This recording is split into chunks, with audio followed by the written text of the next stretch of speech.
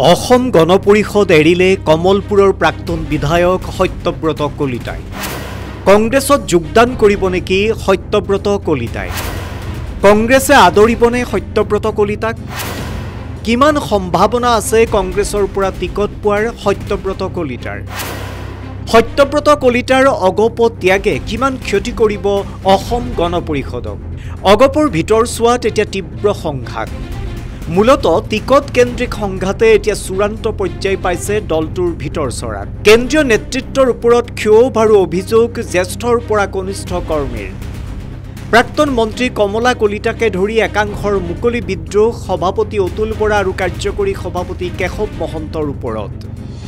আৰু এই বিদ্ৰোহৰ চৰম পৰিণতি কালি সত্যব্ৰত কলিতাৰ পদত্যাগ কৰি কি কৈছিল সত্যব্ৰত কলিতাই? এক প্ৰকাৰ বাধ্য কৰোৱা হ'ল। প্ৰথমে এটা বহুত দিনীয়া মানসিক সংঘাত, মানসিক দ্বন্দ্বৰ আজি অন্ত পৰিল।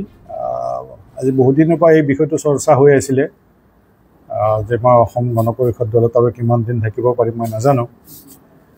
প্ৰথমে মই অসম গণ পৰিষদ পৰিয়ালৰ প্ৰতিজন সদস্য কৰ্মকৰ্তালৈকে মই ক্ষমা বিচাৰিছোঁ যে আমি একেলগে আজি বহুত দিন দীৰ্ঘদিন ধৰি আমি কাম কৰিছিলোঁ, কিন্তু বিভিন্ন ধৰণৰ ৰাজনৈতিক কথাৰ কাৰণে মই অসম গণ পৰিষদ দল ত্যাগ কৰিবলৈ মই বাধ্য হ'লোঁ। এক প্ৰকাৰ বাধ্য কৰোৱা হ'ল, যাৰ ফলস্বৰূপে আজিৰ শেষত মই পদত্যাগ কৰিলোঁ। গতিকে অসম গণ পৰিষদ দল এটা আঞ্চলিক দল। ইয়াৰ যিখিনি কৰ্মকৰ্তা আছে, যিখিনি বিষয়ববী আছে, আঞ্চলিক পৰ্যায়ৰ পৰা কেন্দ্ৰীয় সমিতিলৈ সকলোৰে লগত মোৰ ভাতৃত্বমূলক, বন্ধুত্বমূলক বা এক পৰিয়ালকেন্দ্ৰিক সম্পৰ্ক।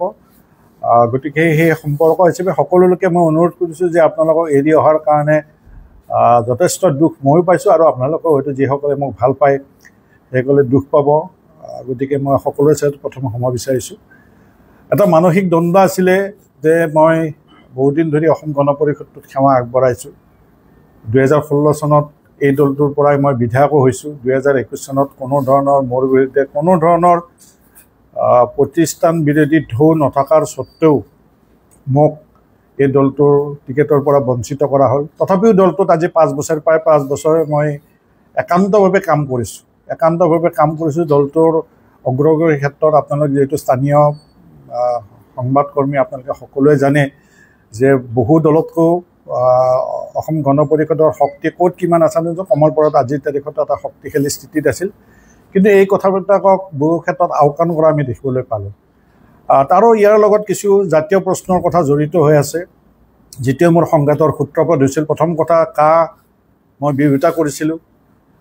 বিৰোধিতা কৰাৰ পিছতো আমাৰ এগৰাকী সাংসদ বীৰেন্দ্ৰ প্ৰসাদ বৈশ্যই ভোটটো নিদিলেও খন ৰাজ্যসভাত গৃহীত হ'লহেঁতেন, কিন্তু ভাৰতীয় জনতা পাৰ্টীক সন্তুষ্ট কৰিবলৈ গৈ বীৰেন্দ্ৰ বৈশ্যই সপক্ষে ভোট দিলে। আৰু আজি আপোনালোকে জানে আজিৰ তাৰিখটো এটা গুৰুত্বপূৰ্ণ দিন, যে আকৌ 10 বছৰলৈ যিটো সীমা আজি 10 বছৰ পুনৰ বৃদ্ধি কৰা হ'ল। 2014 চনটো আমি বিৰোধিতা কৰিছোঁ, আপোনালোকে জানে।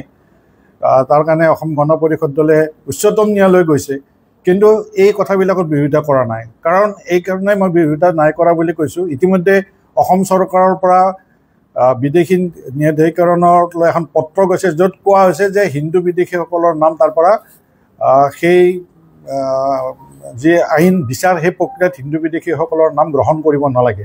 পৰোক্ষভাৱে এখন তেওঁলোকে ইমপ্লিমেণ্ট কৰিলে। অথচ এখন আইন, যিখন আইন এতিয়া উচ্চতম ন্যায়ালয়ত বিচাৰাধীন হৈছে। অসমৰ বহু সংগঠন, আনকি অসম গণ পৰিষদে তাৰ বিৰোধিতা কৰিছে। এনে ধৰণৰ কিছুমান মানসিক সংঘাত মোৰ হৈছিলে। আৰু দ্বিতীয়টা কথা, মই সদায় বিচাৰোঁ যে আঞ্চলিকতাবাদীসমূহ এক হ'ব লাগে। মই বিভিন্ন সাক্ষাৎকাৰত বিভিন্ন সময়ত মই সংবাদ মাধ্যমক এই কথা কৈছোঁ যে আঞ্চলিক দলসমূহ একত্ৰিত হ'ব লাগে। তাৰ কাৰণে এটা মই শেষ চেষ্টা চলাইছিলোঁ, আৰু সেইটো আমাৰ সভাত, অসম গণ পৰিষদৰ সভাত সেইটো গ্ৰহণ কৰা আছিল। কিন্তু যিদিনা সভাত গ্ৰহণ কৰা হ'ল, তাৰপিছত গম পালোঁ যে নিমন্ত্ৰণ দিয়া হৈছে যিবিলাক NDAৰ লগত আছে, যিবিলাক ভাৰতীয় জনতা পাৰ্টীৰ লগত আছে, সেই আঞ্চলিক দলসমূহক আমন্ত্ৰণ কৰা হ'ল। অথচ মোৰ বা আমাৰ সদস্যসকলৰ মতামত আছিল যি অসমত থকা বিভিন্ন জনগোষ্ঠীয় ৰাজনৈতিক সংগঠন বা ঠিক তেনেকৈ অসমত থকা বৰ্তমান কাম কৰি থকা দুটা ৰাজনৈতিক শক্তি, আঞ্চলিক শক্তি, অসম জাতীয় পৰিষদ বা ৰাইজৰ দল, এইবিলাকক আমি নিমন্ত্ৰণ কৰাৰ কথা কৈছিলোঁ। কিন্তু সেইটো বাস্তৱত নহ'ল অৰ্থাৎ আঞ্চলিকতাবাদ শক্তিটো ধ্বংস কৰিবৰ কাৰণে বিজেপিয়ে যি ষড়যন্ত্ৰ কৰিছে এই ষড়যন্ত্ৰত ক'ব নোৱাৰাকৈ আমাৰ সভাপতিগৰাকীও ভৰি দিয়া যেন মোৰ অনুমান আছে আৰু এই কথা আজি কি কাৰণত অসম গণ পৰিষদ এৰিবলগীয়া হ'ল সত্যব্ৰত কলিতাই কোন দলত যোগদান কৰিব সত্যব্ৰত কলিতাই আনহাতে সত্যব্ৰত কলিতাৰ কংগ্ৰেছ গমনৰ উমান পাই আজি ৰাজীৱ ভৱনত উত্তপ্ত পৰিস্থিতি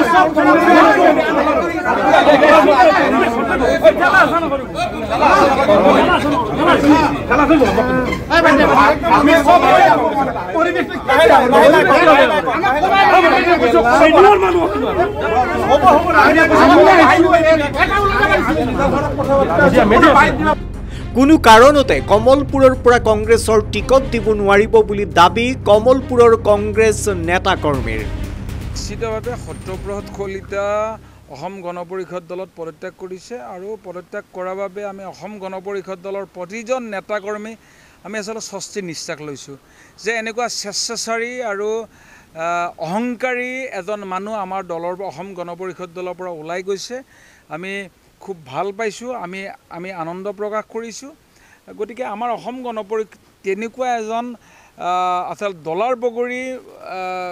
দলাৰ বগৰীৰ দৰে তেওঁ ঘূৰি ফুৰা ৰাজনৈতিক মানুহ এজন অসম গণ পৰিষদ দলৰ পৰা ওলাই গ'লে আমাৰ অসম গণ পৰিষদ দলৰ কোনো ক্ষয় আৰু ক্ষতি নহয় নিশ্চিতভাৱে সত্যব্ৰত কলিতা ডাঙৰীয়াই তেওঁক খাই পথ ফলা বুলিয়েই নহয় তেওঁ যেতিয়া সদৌ অসম ছাত্ৰ সন্থাৰ দৰে এখন পবিত্ৰ মজিয়াত আছিলে আৰু তেতিয়া তেওঁ সদৌ অসম ছাত্ৰ সন্থাৰ সেই পবিত্ৰ মজিয়াৰ পৰা তেওঁ কিয় ওলাই আহিবলগীয়া হ'ল বা তেওঁ কিয় উলিয়াই পঠিয়ালে সেইটো সৰ্বজত বিদিত যি সদৌ অসম ছাত্ৰ সন্থাই তেওঁক এটা মাত্ৰা প্ৰদান কৰিছিলে আৰু সেই সদৌ অসম ছাত্ৰ সন্থাৰ পৰা তেওঁ ওলাই আহিবলগীয়া হৈছিলে বা তেওঁ ওলাই যাবলৈ তেওঁক বাধ্য কৰা হৈছিল আনহাতে সত্যব্ৰত কলিতাৰ পদত্যাগে অগপত কোনো প্ৰভাৱ নেপেলাই বুলি মন্তব্য কৰে অগপৰ সাধাৰণ সম্পাদক অৰ্ণৱ ভৰালীয়ে এতিয়া লক্ষণীয় হ'ব 2026 নিৰ্বাচনত অগপই বিজেপিৰ গাত ভেজা দিয়ে নিৰ্বাচনত অৱতীৰ্ণ হ'ব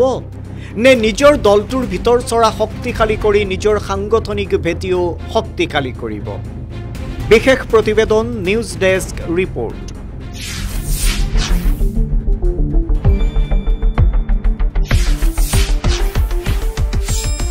শুদ্ধ আৰু বিস্তৃত বাতৰিৰ বাবে চাই থাকক নিউজ ডেস্ক ৰিপৰ্ট।